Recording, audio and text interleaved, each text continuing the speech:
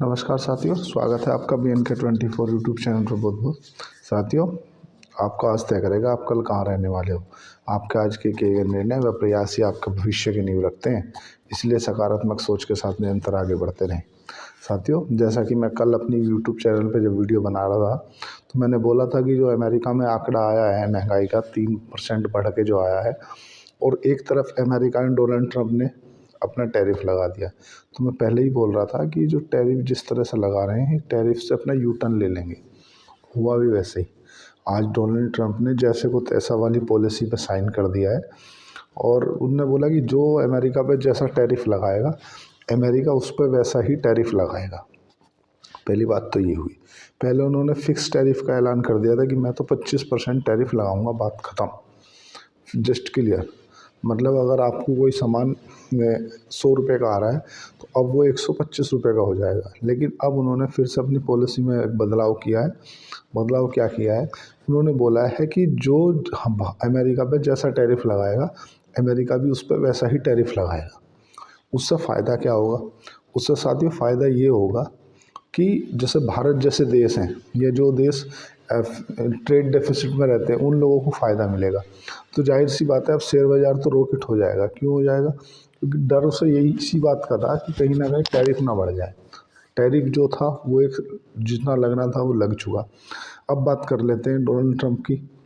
दुनिया के सबसे अमीर आदमी एलोन मस्क अपनी विद फैमिली के साथ प्रधानमंत्री नरेंद्र मोदी जी से मिलने आए। और जो तुम्हारा बड़े विवेक स्वामीनाथन जी हैं, वो भी मिलने आए। और ऐसा नहीं है कि अकेले मोदी जी की ऑल ओवर सभी जगह फॉलोइंग है और रिस्पेक्ट भी है।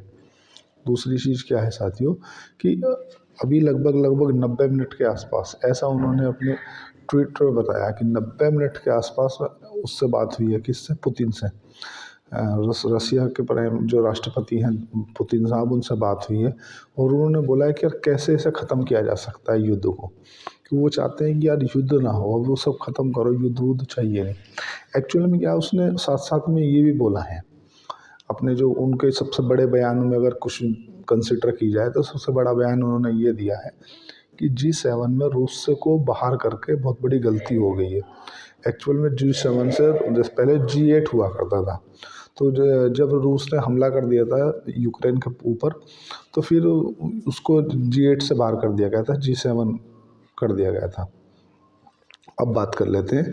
तो रसिया को G7 में फिर से एंट्री करने के लिए ट्रंप साहब ने बोला है। देखो जैसे कैसे कैसे परिस्थितियां बदल जाती हैं। अब उन्होंने बोला कि यार युद्ध की आवश्यकता ही नहीं थी। जैसे ही यूक्रेन आया था कि मैं नाटो में शामिल होना चाहता हूँ, तो उसी समय एक ही बात बोल देनी थी कि आप नाटो में शामिल नहीं हो सकते। जस्ट क्लियर है, युद्ध होता ही नहीं। युद्ध होने का कोई औचित्य ही नहीं बनता। जैसे ट्रंप को बहुत ही क्लीन व्यक्ति माना जाता है, मतलब वो बहुत स्ट्रेट फॉरवर्ड व्यक्ति हैं। जैसे उन्होंने गाज़ा पे अभी बोल दिया था कि आप शनिवार तक अगर आपने जो इनके बंधक हैं ना इसराइल के, ये अगर रिहा नहीं किए ना, तो गाज़ा की हस्ती और निशान मिटा देंगे। और ये अल्टीमेटम दुनिया के सबसे ताकतवर देश अमेरिका का राष्ट्रपति दे रहा है, और उसने आज वो मान भी लिया। मैं कल अपने जब मैं वीडियो बना रहा था तो मैंने आपसे बताया था कि हो सकता है मन सोमवार या रविवार को कुछ गाज़ा में बहुत बड़ा हो जाए। क्यों बोल रहा था मैं? वो इसलिए बोल रहा था कि मुझे पता था कि जैसा अल्टीमेटम दे रखा है, और वो कभी भी मतलब जो बोलते हैं वो कर देते हैं। डोनाल्ड ट्रंप की ये खासियत है। अब ऐसा G7 में देखो, उन्होंने एक साथ साथ में एक थोड़ा सा डराने वाला बयान भी दिया है। डराने वाला बयान क्या दिया साथियों? उन्होंने कहा कि मैं ब्रिक्स देशों पे अगर 100% का टैरिफ लगाऊंगा। तो ये साथियों क्या है? ये प्रेशर टेक्टिक्स कहा जाता है इसको। प्रेशर टेक्टिक्स क्या है? देखो, एक तरफ तो उन्होंने बोल दिया कि मैं जो जैसा मेरे पर टैरिफ लगाएगा, मैं उस पर वैसा ही टैरिफ लगाऊंगा। दूसरी तरफ उन्होंने एक बयान और दे दिया कि मैं ब्रिक्स देशों पे 100% का टैरिफ लगाऊंगा। तो अल्टीमेटली साथियों देखो, ब्रिक्स देशों में कौन कौन आता है? तुम्हारा रूस, चाइना, ब्राज़ील, इंडिया, ऐसे 2-4 कंट्री और हैं। तो जाहिर सी बात है, इंडिया तो पहले ही नहीं चाहता कि इसमें ब्रिक्स देश को करेंसी को ऐसी कुछ बने। क्यों नहीं चाहता? कि ये बिल्कुल फ्रंट पे आके बोलता नहीं, बस चाहता नहीं है। क्यों नहीं चाहता? उसके पीछे कारण क्या साथियों? कि भारत अगर ब्रिक्स देश की करेंसी को मान्यता अधिक रूप से दे देता है, तो ये सब क्या है कि वो अगर ब्रिक्स देश की कोई ब्रिक्स करेंसी बन जाती है ना, तो वो डॉलर के अगेंस्ट होगी। और अमेरिका नहीं चाहता कि डॉलर को, जो ऑल ओवर वर्ल्ड पर जो राज करता है डॉलर, उसके अगेंस्ट में कोई खड़ी हो कोई चीज़। हालांकि ऐसा खड़ी होगी नहीं, पर फिर भी एक बात करें तो दूसरे लेते हैं कि ब्रिक्स देशों की अगर कोई करेंसी बनती है तो उसमें सबसे ज़्यादा अगर स्वामित्व रहेगा ना, तो वो रहेगा युआन का। युआन मतलब जो चाइना का है, और भारत नहीं चाहेगा कि जो युआन है वो एक इंटरनेशनल करेंसी बन जाए, तो इसलिए उसको कोई ज़्यादा टेंशन है नहीं। दूसरा, जो रूस है, रूस को राष्ट्र पुतिन साहब को ट्रम्प साहब ने फ़ोन पर आधा लगभग 90 मिनट उन्होंने अपने उस पर बताया है, फ़ोन करके समझा ही दिया है। बोला नहीं नहीं तुम टेंशन नहीं लो, तुम हम G7 में फिर से शामिल कर लेंगे, तुम एक नया गुट मत बनाओ। होता क्या है कि जब आप किसी एक बड़े लीडर को एक अपने गुट से बाहर कर देते हो, तो वो फिर नया एक गुट बना लेता है, जैसे ब्रिक्स जैसा कोई देश अलग निकाल रहा था। और साथ साथ में उन्होंने बोला कि हमने तो वर्ल्ड वार भी दो अमेरिका ने और रूस ने, सोवियत संघ हुआ करता था उस समय पे, दोनों ने साथ में लड़ी है। तो ये जो नीति है, जैसे मैं कल भी बोल रहा था कि नुकसान होगा 100% अमेरिका को। अमेरिका को यू टर्न लेना पड़ेगा, क्योंकि महंगाई बढ़ रही है और आप टैरिफ लगा रहे हो। ऐसा नहीं चलता। ऐसा समझ लो कि अमेरिका की जो ग्लोबल इकोनॉमी है ना, वो उधार लेके घी पीने वाला काम है। तो मैं मतलब वहाँ पे आपको जानकर आश्चर्य होगा साथियों कि लगभग लगभग 70% लोग ऐसे हैं जो कि क्रेडिट की ज़िंदगी जीते हैं। मतलब क्रेडिट का मतलब ये है कि आज ले कल दे वाला काम है, और वो ऐसा काम चल नहीं सकता इतने परसेंट अगर होता। ये जो नीति है ना, ऐसा ट्रम्प साहब ने बोला है कि ये जो मैंने यू टर्न लिया है कि जो कोई देश जिस हम पे जैसा टैरिफ लगाएगा हम उस पर वैसा ही टैरिफ लगाएंगे, उसके पीछे उन्होंने क्या बोला है? उसके पीछे उन्होंने ये बोला है कि यार इससे कहीं ना कहीं अमेरिका में महंगाई कंट्रोल होगी। तो वो तो मैं कल ही बोल रहा था कि इनको बैकफायर कर देगी, क्योंकि बड़े बड़े जो फाइनेंस को समझने वाले हैं वो बोलते हैं कि ऐसा इकोनॉमी नहीं चलती कि आप कुछ भी बोलो और कुछ भी करो। और उनका सीधा कहना है कि देखो अमेरिका का जो प्रोडक्ट है ना, उस पर चीन बहुत ज़्यादा टैरिफ लगा रहा है, तो कहीं ना कहीं काउंटर चीन को ही करना चाहते हैं। भारत को तो केवल डराते भरे और बाकी कुछ नहीं है। भारत तो मानने के लिए तैयार भी है। भारत ने जो डेविसन बाइक है उस पर कुछ टैरिफ कम किए हैं, ऐसा भारत मानता भी है। वो अमेरिका ट्रम्प साहब ने भी कहा है। कुछ मोदी जी, उन दोनों की जो मुलाकात हुई है काफ़ी गर्मजोशी से हुई है, तो ये तो जाहिर सी बात है कि जो H1B वीज़ा है उन पे कुछ रियायत मिलेगी। कुछ भारत से चाहता है अमेरिका कि जो ट्रेड डेफिसिट है उसको कंट्रोल किया जाए। और ट्रेड डेफिसिट क्या है साथियों, तो आपको जानकर आश्चर्य होगा साथियों, जो अमेरिका से भारत एक्सपोर्ट करता है ना साथियों, जो भारत का प्रोडक्ट अमेरिका में बेचता है वो बेचता है 120 बिलियन डॉलर का। और जो अमेरिका से कोई सामान बुलाता है भारत, तो वो बुलाता है साथियों मात्र 50 बिलियन डॉलर का। तो जो ट्रेड डेफिसिट हुआ ना साथियों, वो हुआ 70 बिलियन डॉलर का। तो अमेरिका ये चाहता है कि यार इसको बराबर में करो। और अल्टीमेटली ये जो टैरिफ खेल रहे हैं, भारत में इतना कोई खास टैरिफ है नहीं। भारत अमेरिका का जो पदार्थ यहाँ आते हैं, जो प्रोडक्ट आते हैं, उन पर लगाता है 9.5% का टैरिफ, मतलब 9.5% का टैक्स। अगर कोई वस्तु अमेरिका की 100 रुपये की है, तो वो यहाँ आके 109 रुपये 50 पैसे की हो जाएगी। अमेरिका भी हम पे टैरिफ लगाता है। हम अगर कोई वहाँ प्रोडक्ट 100 रुपये का दे रहे हैं, तो हमें 103 रुपये का देना पड़ता है, 3 एक्स्ट्रा देने पड़ते हैं। एक मतलब 3% का टैरिफ भारत पे लगाता है अमेरिका, और अमेरिका के प्रोडक्ट पे भारत लगाता है 9.5% का टैक्स। तो जाहिर सी बात है कि भारत थोड़ा सा विकासशील देश है, तो इसलिए भारत थोड़ा ज़्यादा लगाता है। अब इसमें ये मुद्दा नहीं है, भारत को तो केवल एक बताया जा रहा है कि यार ऐसा है वैसा। मेन पॉइंट तो कहीं और छुपा हुआ है। अब मैं आपको बताऊंगा। अब जो अमेरिका के प्रोडक्ट चाइना में जाते हैं, जो अमेरिका चाइना को एक्सपोर्ट करता है ना सामान, वो करता है साथियों 300 बिलियन डॉलर का। और जो चाइना से इंपोर्ट करता है, मतलब जो चाइना से अमेरिका माल खरीदता है ना, वो खरीदता है साथियों 810 बिलियन डॉलर। तो कितने जो उनका ट्रेड डेफिसिट हुआ। एक दूसरा, अमेरिका जो एक्सपोर्ट कर रहा है ना, चाइना को जो माल बेच रहा है, वो बेच रहा है मात्र 300 बिलियन डॉलर का। भारत तो कहीं नहीं लग रहा, अभी समझ आगे आगे देखना। और जो इंपोर्ट कर रहा है उससे खरीद रहा है चाइना से 810 बिलियन डॉलर का। तो इन दोनों के बीच में जो ट्रेड डेफिसिट हुआ, कि अमेरिका ने कितने का सामान बेचा और कितने का ख़रीदा, उसके बीच का जो डिफरेंस हुआ वो ट्रेड डेफिसिट कहलाता है। वो कितने का हुआ? $510 बिलियन। अब समझ में आ रही है कि चाइना को कहीं ना कहीं काउंटर क्यों करना चाहता है अमेरिका। अमेरिका इंपोर्ट कितने का करता है चाइना से? $810 बिलियन। और भारत से कितने का करता है? 120 का। तो भारत तो कहीं लग ही नहीं रहा 3 में ना 13 में। और भारत $120 का भी बिलियन डॉलर का ट्रेड करने के बाद भी भारत सहमत है, बोले नहीं नहीं आप जैसा बोलोगे वैसा मैं करने के लिए तैयार हूँ। तो अभी जो यू टर्न लिया है इससे तुम देखना, अगर FII अभी जो डॉलर इंडेक्स थोड़ा सा कमज़ोर हो जाए बस, और FII अपनी बिकवाली रोक दे, तो ये मान लो कि तुम्हारा 22,800 का जो लेवल है वो सपोर्ट के रूप में काम करेगा। ये तो बात हुई।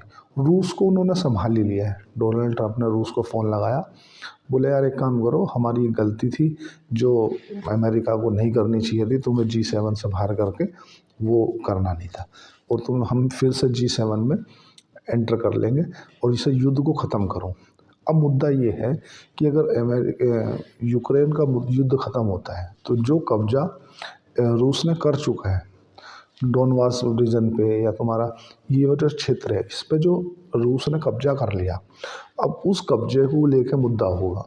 क्योंकि यूक्रेन तो चाहता ये है कि वो जो कब्जे वाला क्षेत्र है वो दे दो, और रूस ये चाहता है कि मैं वो नहीं दूंगा। सेम अब देखो जो ट्रम्प साहब है ना, वो इससे जो पहले के वाले कार्यकाल में आए थे तो वो पहले देखो वो बिजनेसमैन आदमी है, व्यापारी आदमी है, उनके दिमाग में हमेशा कुछ ना कुछ बिजनेस से रिलेटेड ही बात चलती रहती है। जैसे उन्होंने डिसीजन तो ले लिया था पहले भी, आपने देखा ना कि मैं मैक्सिको पे 25% टैरिफ लगा दूंगा, कनाडा पे 25% टैरिफ लगा दूंगा, ले लिया। पर चूंकि जब फाइनेंस जो समझने वाले लोग हैं, जो फाइनेंस को समझते हैं, उन्होंने बोला सर आपने क्या कर दिया। अरे बोले कैसे नहीं, अरे बोले तो ऐसे थोड़ी कि हम उनसे खरीदते हैं, हमें भी तो बेचना पड़ता है हमारा। अच्छा ऐसा क्या, फिर एक काम करो 1 महीने के लिए होल्ड रखो, लेकिन मैं ध्यान रखना टैरिफ लगा दूंगा, ऐसा कर दूंगा। उन्हें डरा दिया। तो इसको साथियों क्या कहा जाता है? प्रेशर इंडस्ट्रीज कहा जाता है।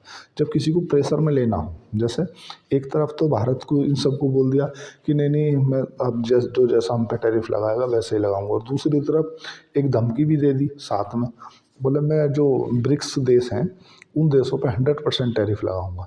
तो अल्टीमेटली वो ब्रिक्स देशों पे टैरिफ नहीं लगा रहे या टैक्स नहीं लगा रहे, उनकी जो मेन प्रॉब्लम है ना वो है कि आप डॉलर के अगेंस्ट में कोई नई करेंसी खड़ी मत करो। क्योंकि अगर आपने डॉलर के अगेंस्ट में कोई नई करेंसी खड़ी करी तो कहीं ना कहीं वो डॉलर को टक्कर देगी, और ऐसा अमेरिका नहीं चाहता। अमेरिका डॉलर को एक वेपन के रूप में इस्तेमाल करता है, मतलब हथियार के रूप में। तो देखने योग्य बात ये रहेगी। कल तो बाज़ार ये समझ लो, आज तो बाज़ार हलाहल रहा, कोई दिक्कत है ही नहीं, पर लेकिन FII बिकवाली रोक दे, बस FII बिकवाली रोक दे, बाकी हमारे जो DII हैं वो संभाल लेंगे। और क्योंकि रिटेल जो भाई हैं हमारे वो पैनिक कर जाते जैसे बाज़ार 200 पॉइंट गिरा, उन्हें लगता है कि यार हम तो फंस गए, बेचो निकलो। पर लेकिन इस तरह की वॉलेटिलिटी से आपको तैयार रहना है, क्योंकि अब जो बाइडन नहीं है, अभी डोनाल्ड ट्रंप की सरकार है अमेरिका में, और अमेरिका के जो राष्ट्रपति हैं ना वो इसी चीज़ के लिए जाने जाते हैं कि कब आके क्या बात बोल दें। अभी उन्होंने जो संधि कराई थी 1 महीना नहीं हुआ, 1 महीना भी नहीं हुआ उनको भी संभाले हुए। 20 तारीख में वो अपना पूरा 1 महीना पूरा कर रहे हैं, और इन 20 दिनों में चाहे कनाडा के राष्ट्रपति हों चाहे जापान के हों, मतलब एक एक राष्ट्रीय अध्यक्ष उनसे आके मिल लिया है। और कनाडा के तो जो ट्रूडो हैं उन्होंने खुद बोल दिया, बोले यार तू क्या देश वेश लेके बैठा, एक काम कर तू इसे 51वां राज्य बना ले और मैं तुझे मेयर बना लूँगा, चेयरमैन बना। मतलब कभी कभी तो ऐसा लगता है कि जिनके मतलब कुछ तुकनी आदमी एकदम भौंकन ना रह जाए। कनाडा जो देश है इतने दिनों से उसको बोलो तू एक काम कर अमेरिका का 51वां राज्य बन जा, और उनको दिमाग में अरे यार पनामा से तो इतना टैक्स कलेक्शन होता है। अरे तो यार एक समय था कि पनामा नहर जो है वो अपनी हुआ करती थी, तो फिर अपन ने किसको दे दी थी? अरे वो पनामा देश को दे दी थी। क्यों दे दी थी? उससे तो इतना पैसा आता है। एक काम करो ख़त्म करो, हमारा कोई संधि बंदी नहीं, हम तो अपने को वापस लेंगे, हमें चाहे चाइना से लेनी पड़े। और दूसरा बात कि देखो इसराइल को भी अमेरिका नहीं चाहता कि इसराइल को रुष्ट किया जाए, क्योंकि देखो रूस को मनाने के पीछे का जो कारण है ना वो ये है, अगर रूस मान जाएगा तो क्योंकि रूस कहीं ना कहीं ईरान को और फ़िलिस्तीन को सपोर्ट करता है, क्यों करता है? क्योंकि रूस ये चाहता है कि कहीं ना कहीं मिडिल ईस्ट में उसका भी एक स्वामित्व बना रहे।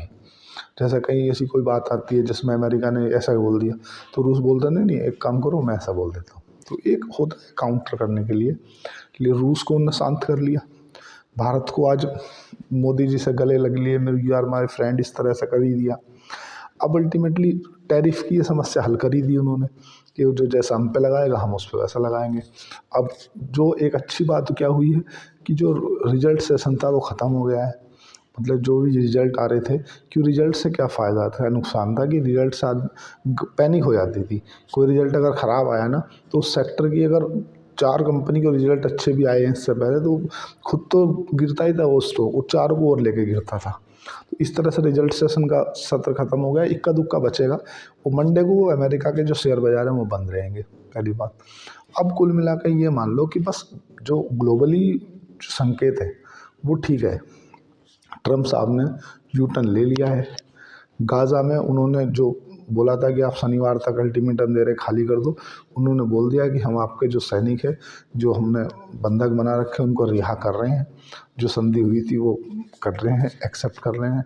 अब बस FII अपनी बिकवाली रोक ले, जो डॉलर इंडेक्स है वो थोड़ा सा कमज़ोर हो जाए तो समझ लो कि बाज़ार संभल जाएंगे। लेकिन अभी तक ये मान लो कि आप लोगों को इस तरह की वॉलेटिलिटी से तैयार रहना पड़ेगा। आप लोग मन में ये मान के चलो कि रात को हम सोएंगे, सुबह हम क्या सुन लेंगे ये तो खुद भी नहीं जानते। लेकिन ये है आज बाज़ार अच्छा रहेगा। साथियों चैनल को लाइक करें, सब्सक्राइब करें। धन्यवाद, थैंक यू।